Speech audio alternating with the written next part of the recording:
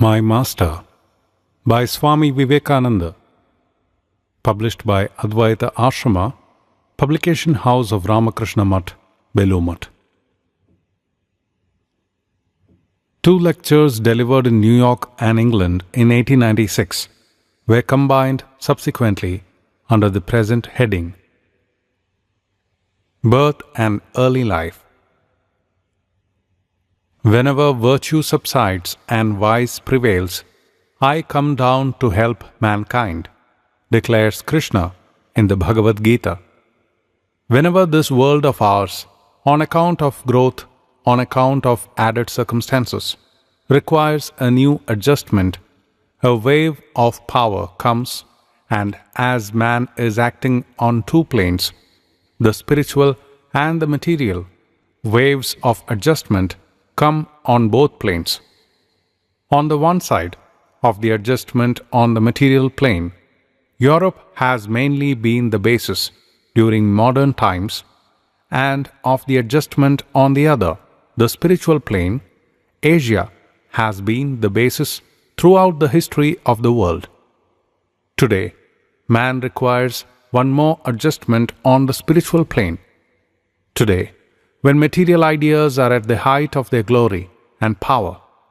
Today, when man is likely to forget his divine nature through his growing dependence on matter and is likely to be reduced to a mere money-making machine, an adjustment is necessary. The voice has spoken, and the power is coming to drive away the clouds of gathering materialism. The power has been set in motion, which, at no distant date, will bring unto mankind once more the memory of its real nature, and again the place from which this power will start will be Asia. This world of ours is on the plan of the division of labor. It is vain to say that one man shall possess everything. Yet, how childish we are! The baby in his ignorance thinks that his doll is the only possession that is to be coveted in this whole universe. So a nation which is great in the possession of material powers thinks that that is all that is to be coveted, that that is all that is meant by progress, that that is all that is meant by civilization. And if there are other nations which do not care for possession and do not possess that power, they are not fit to live. Their whole existence is useless. On the other hand, another nation may think that mere material civilization is utterly useless. From the Orient came the voice which once told the world that if a man possesses everything that is under the sun and does not possess spirituality, what avails it? This is the Oriental type. The other is the Occidental type. Each of these types has its grandeur. Each has its glory. The present adjustment will be the harmonizing, the mingling of these two ideals. To the Oriental, the world of spirit is as real as to the Occidental is the world of senses. In the spiritual, the Oriental finds everything he wants or hopes for. In it, he finds all that makes life real to him. To the Occidental, he is a dreamer. To the Oriental, the Occidental is a dreamer, playing with ephemeral toys, and he laughs to think that grown-up men and women should make so much of a handful of matter, which they will have to leave sooner or later. Each calls the other a dreamer. But the Oriental ideal is as necessary for the progress of the human race as is the Occidental. And I think it is more necessary. Machines never made mankind happy and never will make. He who is trying to make us believe this will claim that happiness is in the machine, but it is always in the mind. That man alone who is the lord of his own mind can become happy, and none else. And what, after all, is this power of machinery? Why should a man who can send a current of electricity through a wire be called a very great man and a very intelligent man? Does not nature do 1,000,000 times more than that every moment? Why not then fall down and worship nature? What avails it if you have power over the whole of the world, if you have mastered every atom in the universe? That will not make you happy unless you have the power of happiness in yourself, until you have conquered yourself. Man is born to conquer nature. It is true, but the Occidental means by nature only physical or external nature. It is true that external nature is majestic, with its mountains and oceans and rivers, and with its infinite powers and varieties. Yet, there is a more majestic internal nature of man, higher than the sun, moon, and stars, higher than this earth of ours, higher than the physical universe, transcending these little lives of ours, and it affords another field of study. There the Orientals excel, just as the Occidentals excel in the other. Therefore, it is fitting that whenever there is a spiritual adjustment, it should come from the Orient. It is also fitting that when the Oriental wants to learn about machine making, he should sit at the feet of the Occidental and learn from him. When the Occident wants to learn about the spirit, about God, about the soul, about the meaning and the mystery of this universe, he must sit at the feet of the Orient to learn. I am going to present before you the life of one man who has put in motion such a wave in India.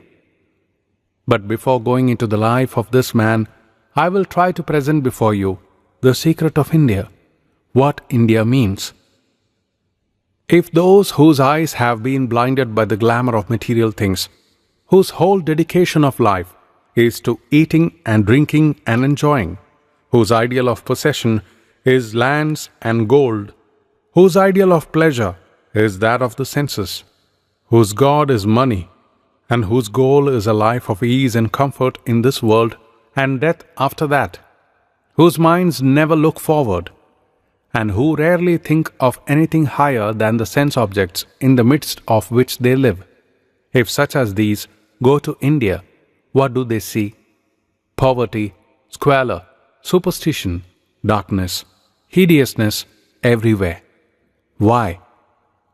Because in their minds, enlightenment means dress, education, social politeness. Whereas Occidental nations have used every effort to improve their material position, India has done differently. There live the only men in the world who, in the whole history of humanity, never went beyond their frontiers to conquer anyone, who never coveted that which belonged to anyone else, whose only fault was that their lands were so fertile and they accumulated wealth by the hard labor of their hands, and so tempted other nations to come and despoil them. They are contented to be despoiled and to be called barbarians, and in return they want to send to this world visions of the Supreme, to lay bare for the world the secrets of human nature, to rend the veil that conceals the real man, because they know the dream, because they know that behind this materialism lives the real divine nature of man, which no sin can tarnish, no crime can spoil, no lust can taint, which fire cannot burn, nor water wet, which heat cannot dry, nor death kill. And to them, this true nature of man is as real as is any material object to the senses of an Occidental. Just as you are brave to jump at the mouth of a cannon with a hurrah, just as you are brave in the name of patriotism to stand up and give up your lives for your country, so are they brave in the name of God. There it is that when a man declares that this is a world of ideas, that it is all a dream, he casts off clothes and property to demonstrate that what he believes and thinks is true. There it is that a man sits on the bank of a river when he has known that life is eternal and wants to give up his body just as nothing, just as you can give up a bit of straw. Therein lies their heroism, that they are ready to face death as a brother, because they are convinced that there is no death for them. Therein lies the strength that has made them invincible through hundreds of years of oppression and foreign invasion and tyranny. The nation lives today, and in that nation, even in the days of the direst disaster, spiritual giants have never failed to arise. Asia produces giants in spirituality, just as the Occident produces giants in politics, giants in science. In the beginning of the present century, when Western influence began to pour into India, when Western conquerors, sword in hand, came to demonstrate to the children of the sages that they were mere barbarians, a race of dreamers, that their religion was but mythology, and God and soul and everything they had been struggling for were mere words without meaning, that the thousands of years of struggle, the thousands of years of endless renunciation had all been in vain, the question began to be agitated among young men at the universities whether the whole national existence up to then had been a failure, whether they must begin anew on the Occidental plan, tear up their old books, burn their philosophies, drive away their preachers, and break down their temples. Did not the Occidental conqueror, the man who demonstrated his religion with sword and gun, say that all the old ways were mere superstition and idolatry? Children brought up and educated in the schools, started on the Occidental plan, drank in these ideas from their childhood, and it is not to be wondered at that doubt arose. But instead of throwing away superstition and making a real search after truth, the test of truth became, what does the West say? The priests must go, the Vedas must be burnt, because the West has said so. Out of the feeling of unrest thus produced, there arose a wave of so-called reform in India. If you wish to be a true reformer, three things are necessary. The first is to feel. Do you really feel for your brothers? Do you really feel that there is so much misery in the world, so much ignorance and superstition? Do you really feel that men are your brothers? Does this idea come into your whole being? Does it run with your blood? Does it tingle in your veins? Does it course through every nerve and filament of your body? Are you full of that idea of sympathy? If you are, that is only the first step. You must think next if you have found any remedy. The old ideas may be all superstition, but in and around these masses of superstition are nuggets of gold and truth.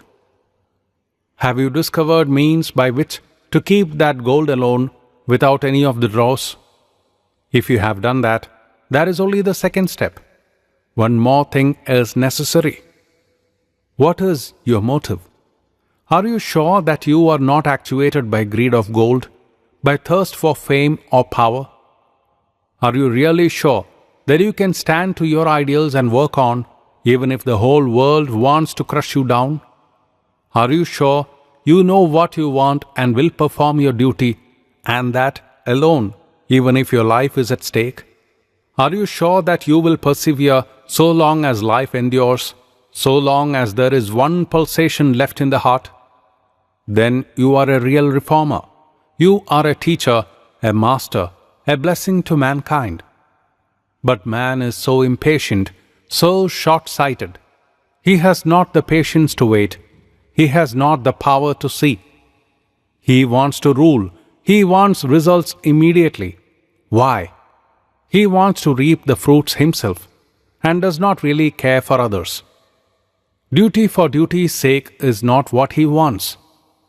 To work you have the right, but not to the fruits thereof, says Krishna. Why cling to results? Ours are the duties. Let the fruits take care of themselves.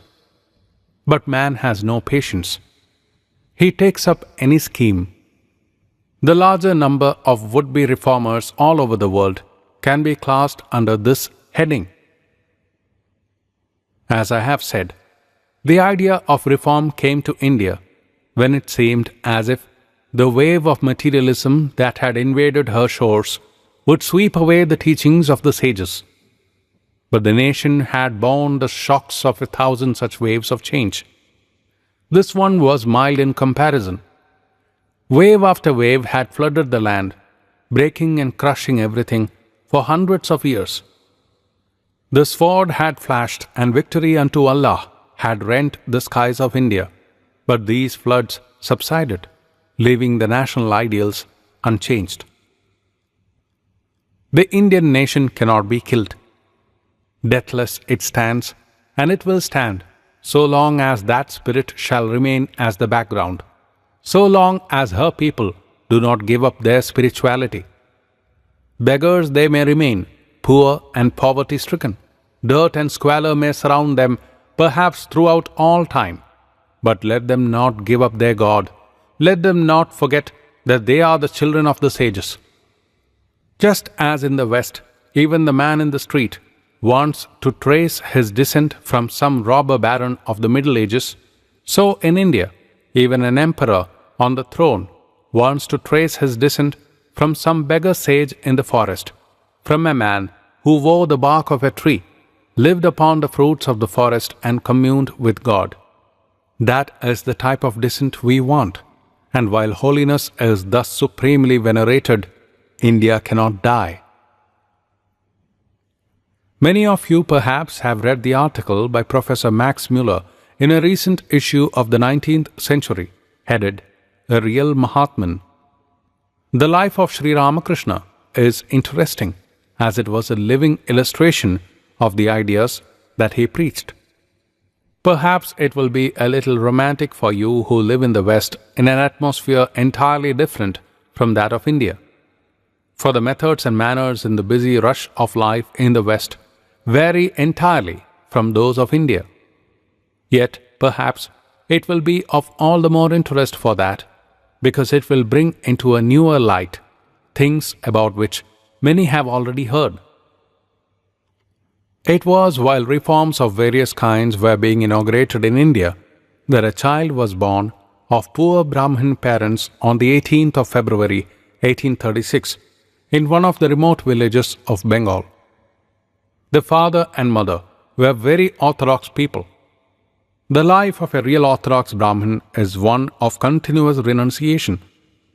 Very few things can he do, and over and beyond them, the orthodox Brahmin must not occupy himself with any secular business. At the same time, he must not receive gifts from everybody. You may imagine how rigorous that life becomes. You have heard of the Brahmins and their priestcraft many times, but very few of you have ever stopped to ask what makes this wonderful band of men the rulers of their fellows.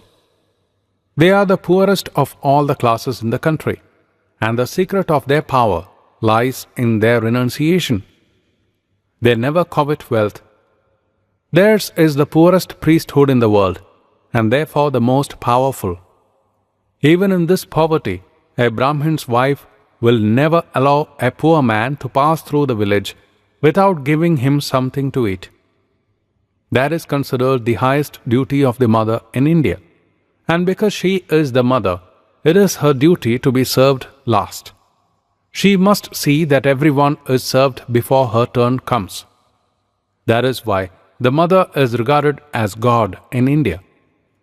This particular woman, the mother of our subject, was the very type of a Hindu mother. The higher the caste, the greater the restrictions.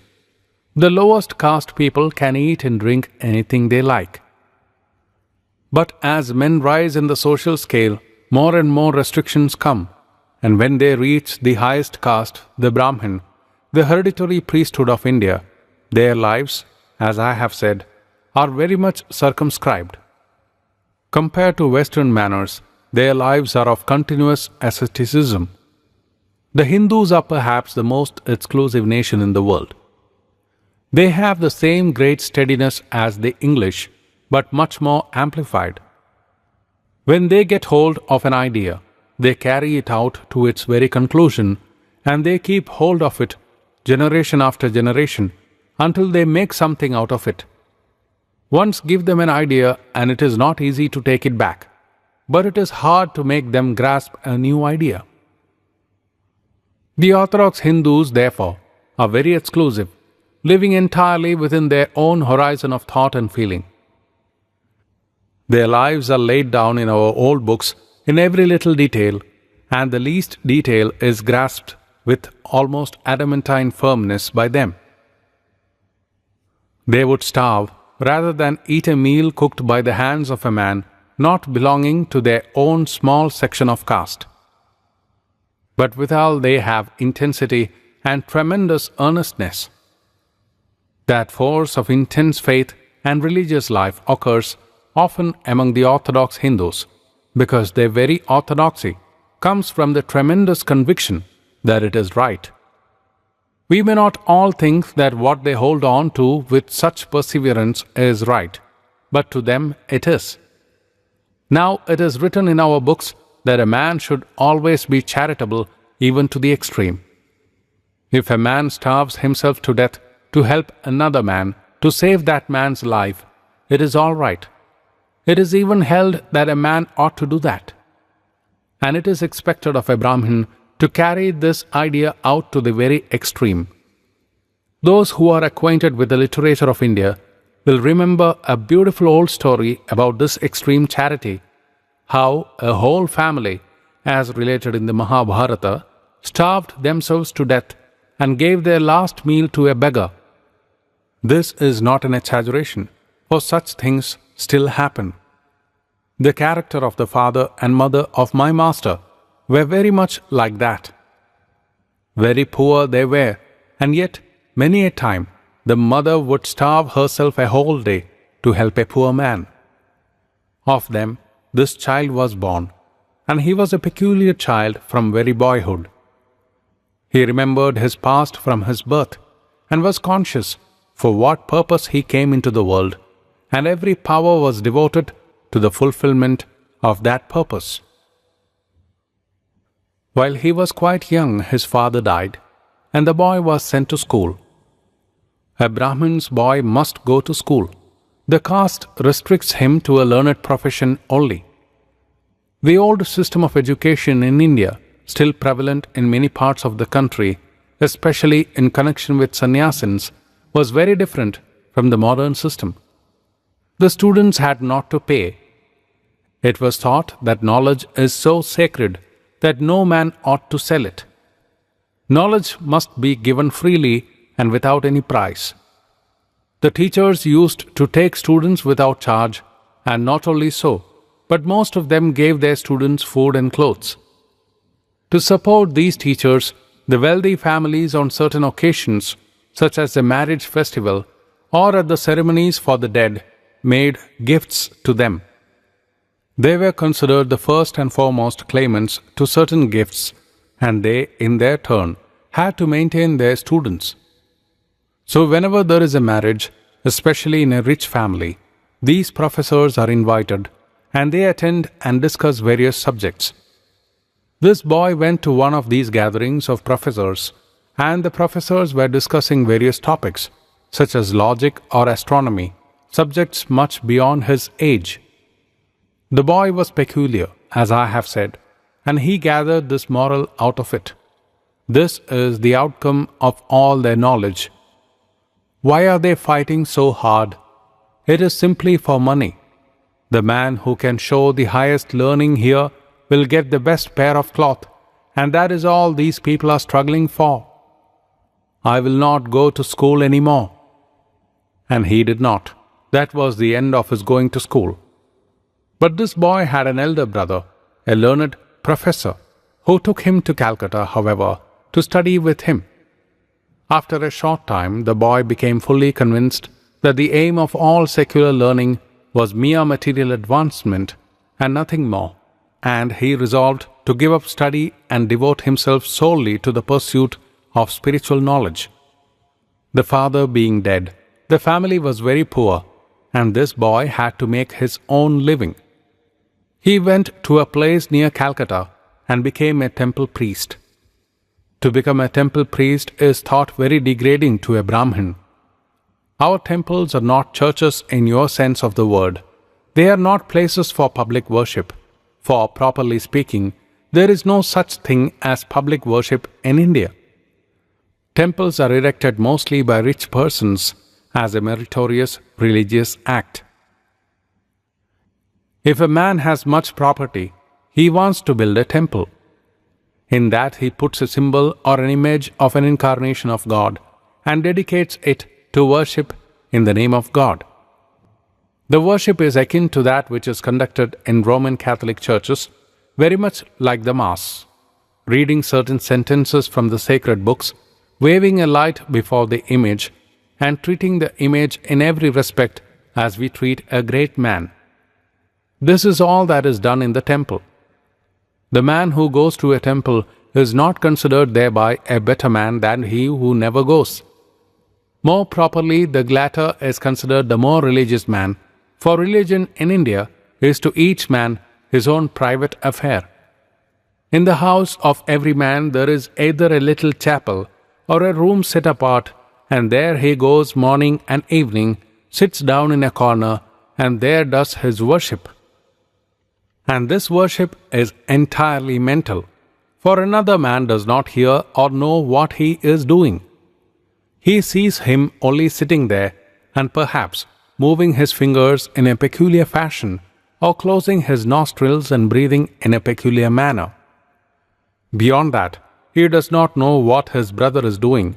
Even his wife perhaps will not know. Thus, all worship is conducted in the privacy of his own home. Those who cannot afford to have a chapel go to the banks of a river, or a lake, or the sea if they live at the seaside, but people sometimes go to worship in a temple by making salutation to the image. There, their duty to the temple ends. Therefore, you see, it has been held from the most ancient times in our country, legislated upon by Manu, that it is a degenerating occupation to become a temple priest. Some of the books say it is so degrading as to make a Brahmin worthy of reproach. Just as with education, but in a far more intense sense with religion, there is the other idea behind it, that the temple priests who take fees for their work are making merchandise of sacred things. So you may imagine the feelings of that boy when he was forced through poverty to take up the only occupation open to him, that of a temple priest. Divine madness. There have been various poets in Bengal whose songs have passed down to the people. They are sung in the streets of Calcutta and in every village. Most of these are religious songs, and their one central idea, which is perhaps peculiar to the religions of India, is the idea of realization. There is not a book in India on religion which does not breathe this idea. Man must realize God, feel God, see God, talk to God. That is religion. The Indian atmosphere is full of stories of saintly persons having visions of God. Such doctrines form the basis of their religion, and all these ancient books and scriptures are the writings of persons who came into direct contact with spiritual facts. These books were not written for the intellect, nor can any reasoning understand them, because they have been written by men who saw the things of which they wrote, and they can be understood only by men who have raised themselves to the same height. They say there is such a thing as realization even in this life, and it is open to everyone, and religion begins with the opening of this faculty, if I may call it so. This is the central idea in all religions, and this is why we may find one man with the most finished oratorical powers, or the most convincing logic, preaching the highest doctrines, and yet unable to get people to listen to him, while we may find another, a poor man, who scarcely can speak the language of his own motherland, yet half the nation worships him in his own lifetime as God. When in India, the idea somehow or other gets abroad that a man has raised himself to that state of realization, that religion is no more a matter of conjecture to him, that he is no more groping in the dark in such momentous questions as religion, the immortality of the soul, and God. People come from all quarters to see him, and gradually they begin to worship him. In the temple was an image of the blissful mother. This boy had to conduct the worship morning and evening, and by degrees this one idea filled his mind.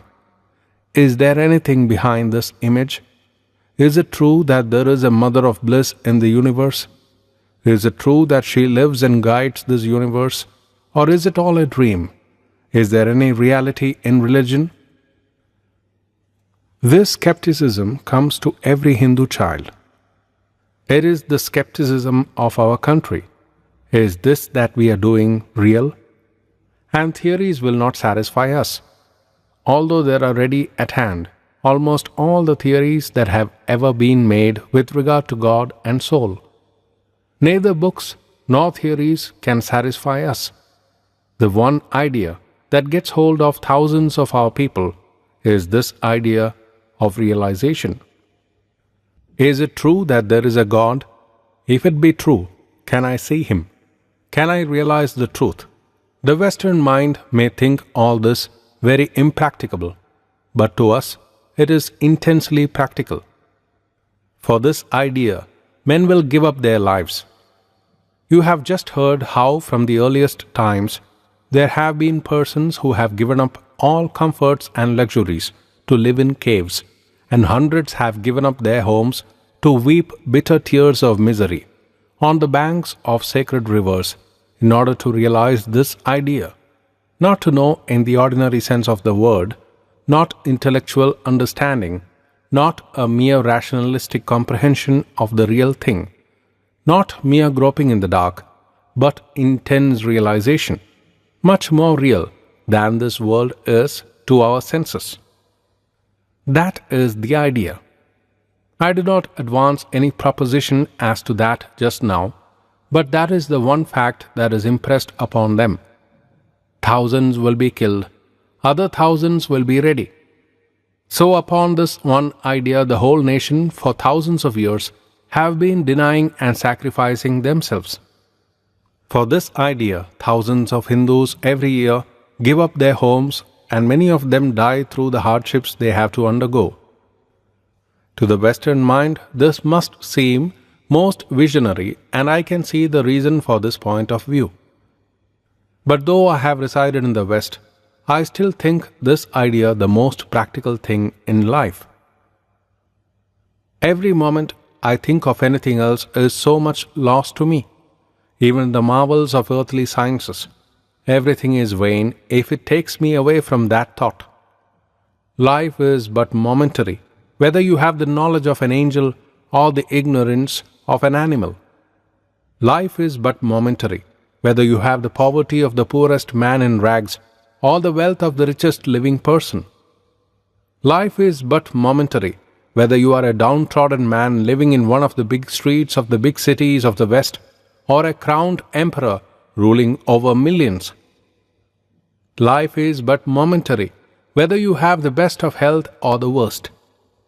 Life is but momentary, whether you have the most poetical temperament or the most cruel. There is but one solution of life, says the Hindu, and that solution is what they call God and religion. If these be true, life becomes explained, life becomes bearable, becomes enjoyable. Otherwise, life is but a useless burden. That is our idea, but no amount of reasoning can demonstrate it. It can only make it probable, and there it rests. The highest demonstration of reasoning that we have in any branch of knowledge can only make a fact probable, and nothing further. The most demonstrable facts of physical science are only probabilities, not facts yet. Facts are only in the senses. Facts have to be perceived, and we have to perceive religion to demonstrate it to ourselves. We have to sense God to be convinced that there is a God. We must sense the facts of religion to know that they are facts. Nothing else, and no amount of reasoning, but our own perception, can make these things real to us, can make my belief firm as a rock. That is my idea, and that is the Indian idea. This idea took possession of the boy, and his whole life became concentrated upon that. Day after day, he would weep and say, "Mother, is it true that thou existest, or is it all poetry? Is the blissful mother an imagination of poets and misguided people, or is there such a reality? We have seen that of books of education, in our sense of the word, he had none, and so much the more natural, so much the more healthy was his mind, so much the purer his thoughts, undiluted by drinking in the thoughts of others. Because he did not go to the university, therefore he thought for himself. Because we have spent half our lives in the university, we are filled with a collection of other people's thoughts. Well has Professor Max Muller said in the article I have just referred to, that this was a clean, original man. And the secret of that originality was that he was not brought up within the prisons of a university. However, this thought, whether God can be seen, which was uppermost in his mind, gained in strength every day, until he could think of nothing else. He could no more conduct the worship properly, could no more attend to the various details in all their minuteness. Often he would forget to place the food offering before the image. Sometimes he would forget to wave the light. At other times, he would wave it for hours and forget everything else. And that one idea was in his mind every day. Is it true that thou existest, O Mother? Why dost thou not speak? Art thou dead? Perhaps some of us here will remember that there are moments in our lives when, tired of all these ratiocinations of dull and dead logic, tired of plodding through books which after all teach us nothing, become nothing but a sort of intellectual opium eating, we must have it at stated times or we die. Tired with all this, the heart of our hearts sends out a wail. Is there no one in this universe who can show me the light? If thou art, show the light unto me. Why dost thou not speak? Why dost thou make thyself so scarce? Why send so many messengers and not thyself come to me? In this world of lights and factions, whom am I to follow and believe? If thou art the God of every man and woman alike, why comest thou not to speak to thy child and see if he is not ready? Well, to us all come such thoughts in moments of great depression, but such are the temptations surrounding us that the next moment we forget. For the moment, it seemed that the doors of the heavens were going to be opened. For the moment, it seemed as if we were going to plunge into the light effulgent. But the animal man again shakes off all these angelic visions. Down we go, animal man once more, eating and drinking and dying and drinking and eating again and again. But there are exceptional minds which are not turned away so easily, which once attracted can never be turned back, whatever may be the temptation in the way, which want to see the truth, knowing that life must go. They say, let it go in a noble conquest. And what conquest is nobler than the conquest of the lower man, than the solution of the problem of life and death, of good and evil? At last it became impossible for him to serve in the temple. He left it and entered into a little wood that was near and lived there. About this part of his life, he has told me many times that he could not tell when the sun rose or set, nor how he lived. He lost all thought of himself and forgot to eat. During this period, he was lovingly watched over by a relative who put into his mouth food which he mechanically swallowed. Days and nights thus passed with the boy. When a whole day would pass, towards the evening, when the peal of bells in the temples and the voices singing would reach the wood, It would make the boy very sad, and he would cry, "Another day is gone in vain, mother, and thou dost not come. Another day of this short life has gone, and I have not known the truth." In the agony of his soul, sometimes he would rub his face against the ground and weep, and this one prayer burst forth, "Do thou manifest thyself